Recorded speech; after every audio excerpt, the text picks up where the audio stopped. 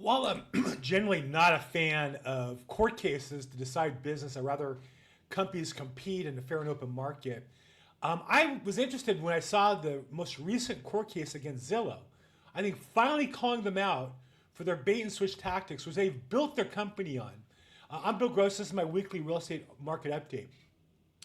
Zillow has built its business on advertising listings and then fooling people who click into thinking they'll talk to the listing agent on the property many times, as well as getting their data and then selling it to other people who are going to call them who they don't want to talk to. Recently, I saw in Housing Wire magazine the filing of a lawsuit in federal court by a buyer who said, hey, I went online to Zillow and I wanted to speak to the listing agent. When I clicked on the button, I ended up with somebody else who was not. And as a result, I didn't get the service that I expected. Now, is that bait or switch? To me, that seems like the definition of bait or switch. According to the complaint they filed, his name was Taylor, clicked the contact agent button next to the listing he was interested in. He assumed he was contacting the listing agent, but instead was routed to a Zillow agent. Is that true?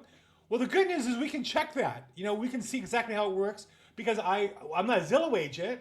I don't pay because I think they're deceptive, but I allow them to show my listings for free to help my sellers get more exposure. So let's take a look at one of my listings. This is a property in the Loft. If you're interested in buying a loft downtown LA, in the toy lofts, beautiful property. But anyhow, this is the listing, 1.195 million. There's the property address, the details, and you'll see down below it has listed by my name, and then it has my associate, Patricia.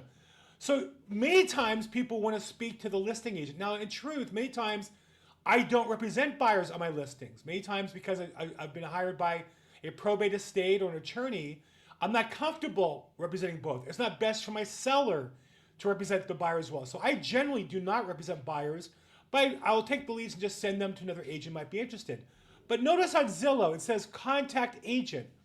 Well, what agent do you think it might be? The only thing with an agent on it, here's their listing, is me. You would think, logical people might think, reasonable people might think, you click on this button and you'll get the listing agent, in this case, me. And so if you click on it, of course it asks you for more information, right? But this list lead goes to a lot of people, not just me, and probably, I've never gotten one, even though my listings have saved and views and such. I don't get leads from Zillow because I believe they go to other agents who are in their program. And so if you scroll down below and don't pay close attention, again, just contact the listing agent. I think it's because it's my account. But if you want to schedule a tour, it's a little tricky as to who, it doesn't even have that. Look at that. So it's interesting. I think that's because it's my account that shows me as the contact, so I'm upset. But certainly that button, you would expect it to come to me, and in most cases, it's not coming to me. It might say on their contact listing agent, or contact Bill Gross. They could put my name in there, or contact not the listing agent, contact a buyer's agent, contact a Zillow approved agent, contact a Zillow top rated agent. No, it says contact agent because over time, that link does not go to the listing agent. It goes to somebody else who they're selling it to, and that's the essence of the lawsuit. So do I think that they have a case? I don't know all the details of this case. I don't know all of Zillow's. I'm sure they're pretty slick with the technology. But to me, it's always been a bait and switch where buyers want to talk to the listing agent, and Zillow's system is set up to intercept it and sell the lead to another agent, and that's how they make money. So I would say overall, that is a deceptive practice, and I'd be interested to watch how this lawsuit plays itself out. Let's take a look at the rest of the news in the real estate industry.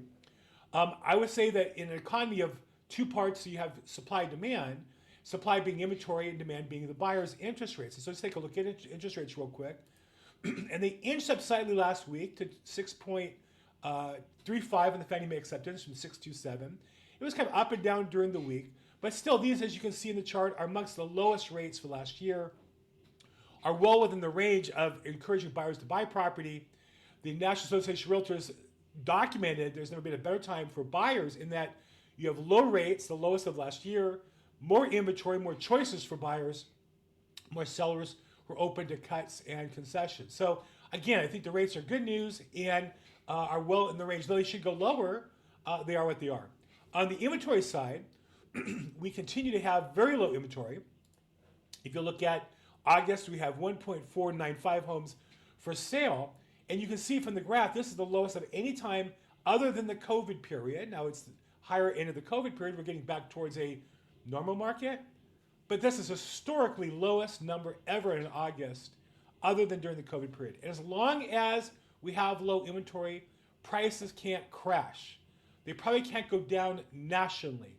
They might in certain pockets, but they're not going to go down overall. There's no housing bubble, housing crash on the horizon. Real estate is very localized. Let's take a look at Los Angeles. I love the Altos research system. And there's been inching between a 34.5 and a 34.8, which runs to 35. We're at a 35 in Los Angeles. Slight seller's market, a little more slight seller's market than before, but about the same. And they take all these factors and round it up. But I would say overall in LA, it still is a slight seller's market. You have some pockets I think they're doing very poorly, downtown LA being one of them, and probably the highest high end being another one. But overall, the market still is in good shape in Los Angeles, possibly because we just burned down about 10,000 houses, and that might be something to do with it. Okay, in the news, for the worst news, the fakest news of the week, you have the most obvious fake news award goes to Washington Post, which is the propaganda rag of Amazon owner Jeff Bezos. Now, one of the richest men in America owns a newspaper, and you might think, well, if they do a good job, great, but they don't. It's just pure propaganda. Look at this article. Many Americans can't buy homes. That's a news article. Many Americans can't buy homes. Well, okay, we have 340 million Americans, and if 5 or 6 buy a house, it's a good year. So many can't, at any time in history, buy homes. Are there more that can buy than before? No, it's lower, and there is some bad news in the market. But again, this is just an article just designed, I think, to get clickbait, to get you to click on their article, and then you could read behind the paywall. I'll tell you it's not worth it, and obviously with the article headlined so poorly, definitely worth passing on. Interesting factoid in the news last week, not reported everywhere, but was reported in a publication of the Florida real estate agents, Florida Realtors, that houses, according to the federal government statistics, went up 2.9% year over year. Now, if you say, well, it runs to 3%, that doesn't sound like a lot. Most people don't own their house for cash. You put 10% down, the 90% you borrowed. If you're making payments, you're leveraging like 10 to 1, meaning your 10% equity in the house has gone up the equivalent of 29% in the last year. Phenomenal for anybody who bought a house in the last year and leveraged it, as long as you can afford the house. And that's the key, is that the house is going up in value, and your equity is, you have leverage because you can borrow, as well as, unlike stocks and bonds and other things, you have to pay for it till you sell it, or in many cases not even at that point. So good news, overall, houses which have been projected to go up 1% per year are up 2.9%, which is a great rate. So how are we doing in Los Angeles? Are we getting our housing situation under control? Is the city government pulling together and fixing things? Well, no. In fact, the city of Los Angeles is looking how to steal equity from homeowners who have rental properties and give it to illegal aliens. Our city council is very concerned that people who came here illegally and are facing deportation can't afford to pay their rent. And so rather than allow owners to kick them out, the city wants to prevent that using the same protections they had during COVID, during the global pandemic, to protect illegal immigrants from paying their rent who are facing deportation. Now, you might say, shame on the owner for putting them in illegal immigrants in the first place, but they're not allowed to ask citizenship by law. So it's not really their fault. They're obligated to rent the property to anybody, and then now they have somebody there who is subject to deportation. And of course, if you're subject to deportation, maybe you're not going to pay your rent. So City of LA's answer, rather than to enforce the law, is to create new laws to steal more from homeowners and give more to people who don't have the legal right to be in our country. Also, under our city actions, you probably followed the tens of billions of dollars wasted on what I call the homeless money laundering industry. You have this problem, and they create this government agency, they put money into it, and all the politicians get paid off, and then nothing ever happens. And that's been homelessness. And so one of the worst offenders was the LA Housing Agency. And so we've all heard about it. What are we doing? Well, LA City is considering withdrawing major funding. This is too funny.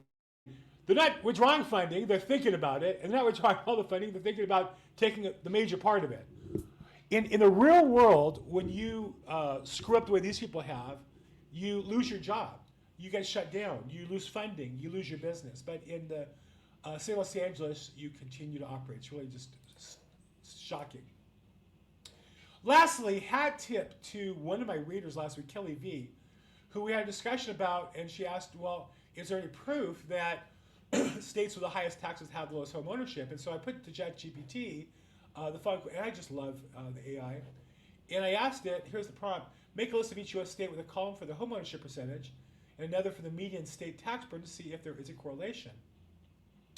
As they created the table, and then we put it into a chart.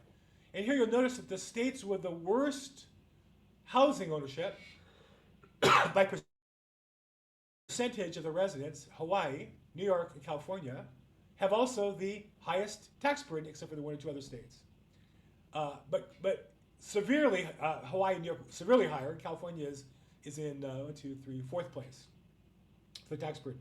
So obviously, when people pay more to taxes to the government, unless they're getting great services, it makes it harder to buy a house. It's not hard to figure that out. Wealthy people hire a lot of accountants, can avoid paying taxes. The middle class gets stuck paying taxes, and as a result, can't afford to pay houses. And so those are the numbers, I think, in black and white. Anyhow, what do you think? Should we raise taxes in California to make it easier to buy houses? It makes no sense to me. That was the argument last week. Should we be giving out more money to people to buy houses, or cut taxes and let people save on their own? Love to hear your opinion. If you like this, please like it, subscribe, put your comments in. As always, make today your best day ever.